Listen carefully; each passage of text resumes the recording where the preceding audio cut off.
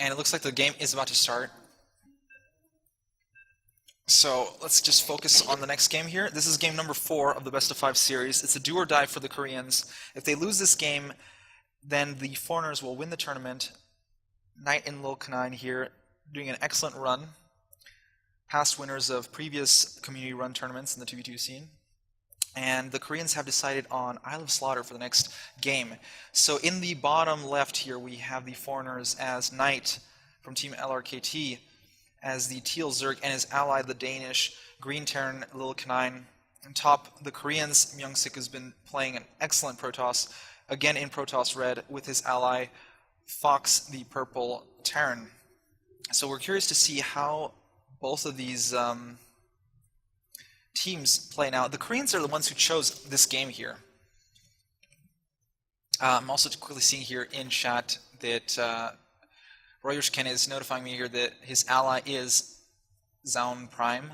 This might be a friend's account of the sorts. Not 100% sure.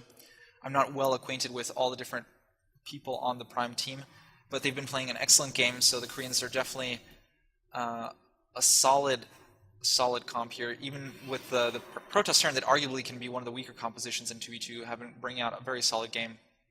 And before we talk about the build orders here, as we're riling up, we'll talk a little about the map here. So this is Isle of Slaughter, and the Koreans are the ones who chose it. Lillekanin is going for the barracks first, followed by the extractor trick from his ally. So they will go for the Lillekanin build, the 2 racks with reactor, Reaper harass, while the Zerg macros behind that.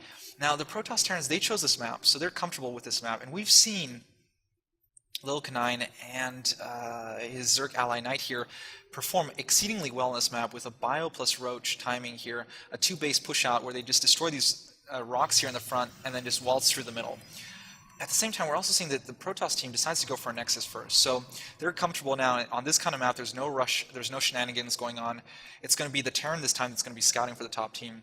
So they're really gambling on their Protoss. They want the Protoss to really play his A game, get that macro rolling as much as possible. And it's really interesting because both team comps, Protoss Terran and Terran Zerg, have very strong 2-base timings here on this map. It really depends on how they're going to execute them and which timings are going to hit here. We've seen Lillekanin go this build where he gets the second gas shortly thereafter and then goes for these 2 barracks and gets out some Reapers early on, and we've seen him transition then into some bio play. Some of the things that we've noticed in past games that the Medivacs come in a little bit late for the first wave of Roaches, and we've also seen that sometimes his upgrades are a little bit off, not perfectly aligned. So maybe that's going to be a deciding factor in this game, maybe not. It could also just be part of the strategy. I'm not 100% familiar with this kind of bait play. I've only seen it, this is the first season I've seen Lillekanin play this. It's definitely something new, and it's been working for them very well in this tournament so far.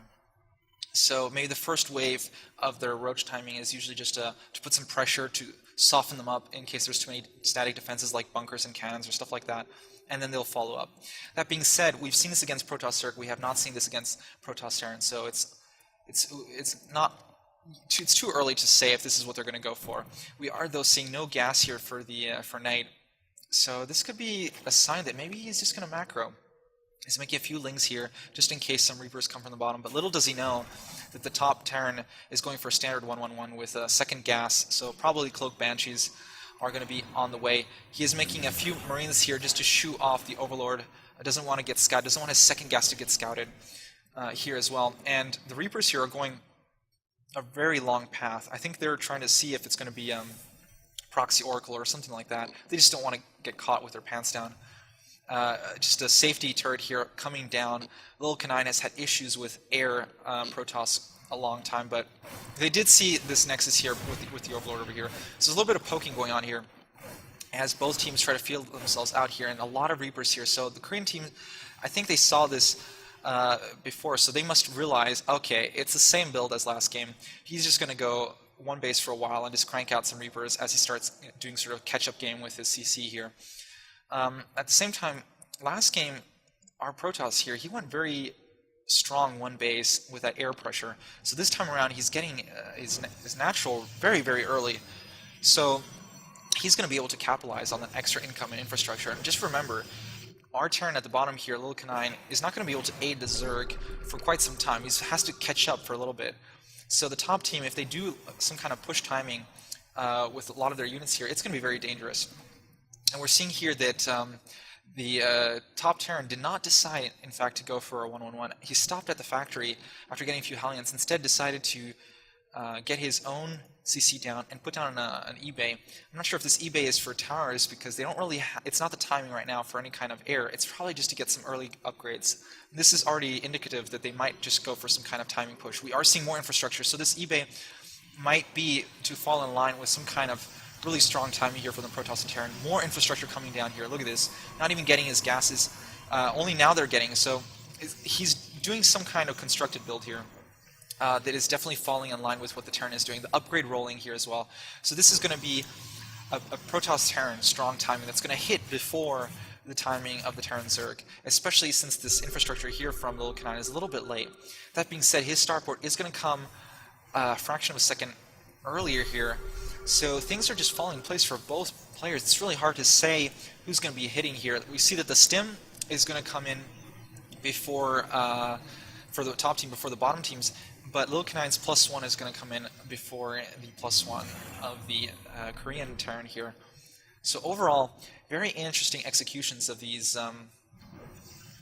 builds here. Very curious to see how this pans out here. The Robo base falling into place. He has a lot of gateway units here and getting that blink here, but he might have wanted that Robo a little bit earlier because there's not a lot he can do now with these gateway units until his ally is ready.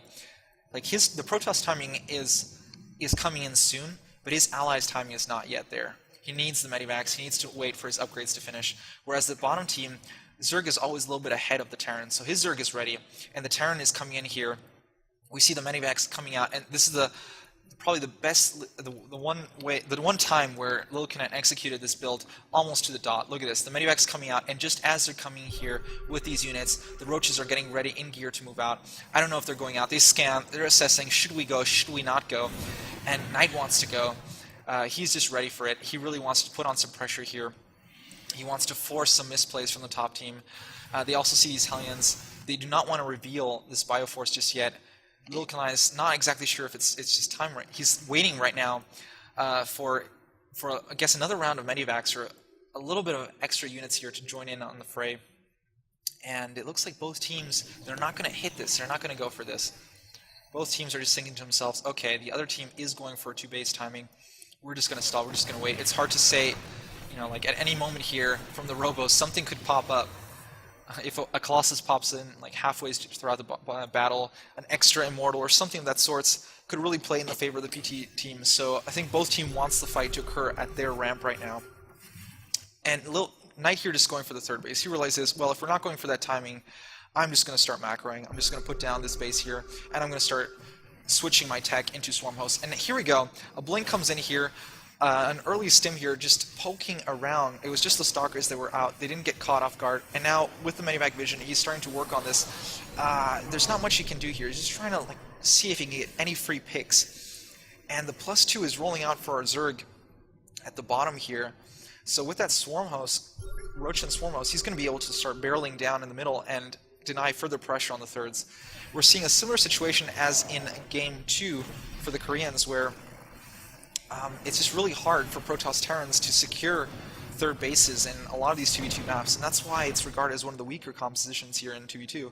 Whereas the Zerg is, with all that pressure that's going on, he can easily saturate this 3rd, although it's not fully connected here with creep. It's still a pretty safe bet, and Terran is doing the exact same thing, adding his 3rd CC and adding extra infrastructure to support now that the CC is going to be coming out here.